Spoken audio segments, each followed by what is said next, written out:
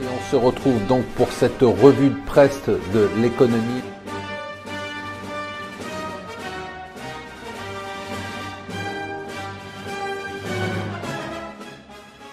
Bonjour et bienvenue sur Mon Financier pour le Morning Zapping du jour. Nous sommes le mercredi 2 octobre, c'est le grand ralentissement. Hier on a eu une série d'indicateurs économiques qui n'étaient pas terribles, avec deux spots importants. D'un côté ce qu'on appelle la production manufacturière, les usines.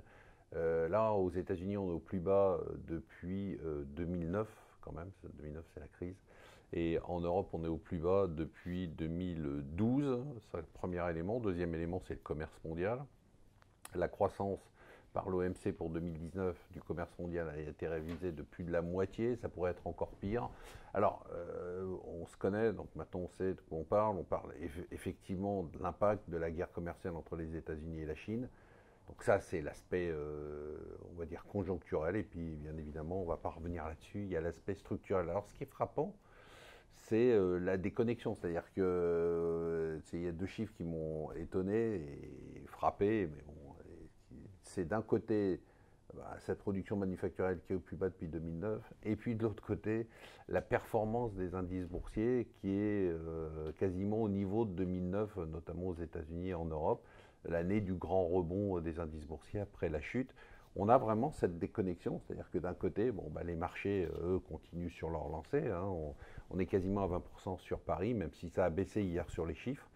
Et de l'autre côté, on a quand même une économie mondiale qui a ralenti. Alors l'explication, vous la connaissez, c'est qu'il n'y a pas d'alternative. C'est le truc qu'on nous répète, c'est qu'il n'y a pas d'alternative et qu'en période de taux négatif, il vaut mieux avoir des actions qu'autre chose.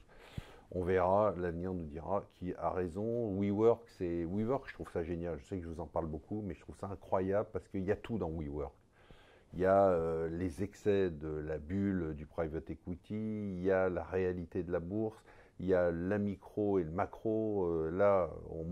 On a eu d'abord le report de l'introduction en bourse, on a eu l'effondrement de la valorisation à l'épreuve de la bourse, donc à l'épreuve d'une valorisation réelle et pas totalement sur papier. Donc on passe de 47 milliards de dollars à 10 ou 15 milliards de dollars.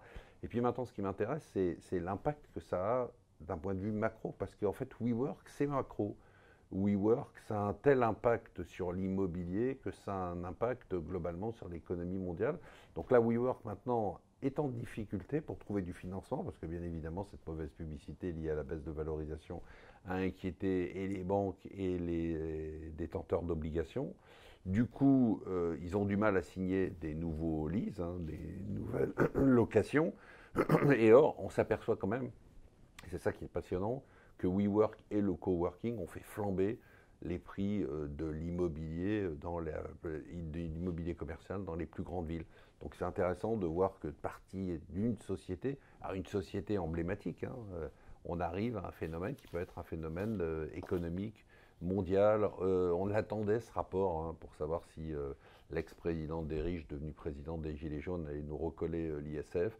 Bon, donc c'est un rapport, premier rapport d'évaluation de l'effet de l'ISF et de la flat tax.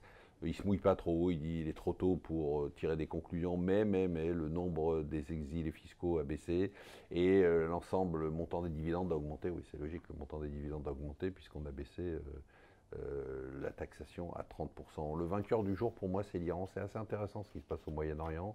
L'Iran qui est quand même allé très très loin, taper sur des installations pétrolières saoudiennes, prendre en otage des bateaux dans le détroit d'Ormuz, il fallait y aller, et puis finalement, zéro souci.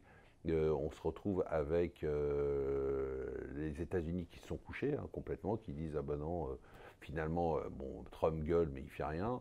L'Arabie Saoudite qui voit qu'il n'est pas soutenu par les États-Unis et qui se dit, attendez, moi je ne vais pas aller faire la guerre. Et puis qui a gagné? Bien évidemment, c'est l'Iran, et ça c'est pas tout à fait rassurant. Je vous rappelle quand même qu'on a fait une lettre spéciale hier sur l'épargne retraite et le PER.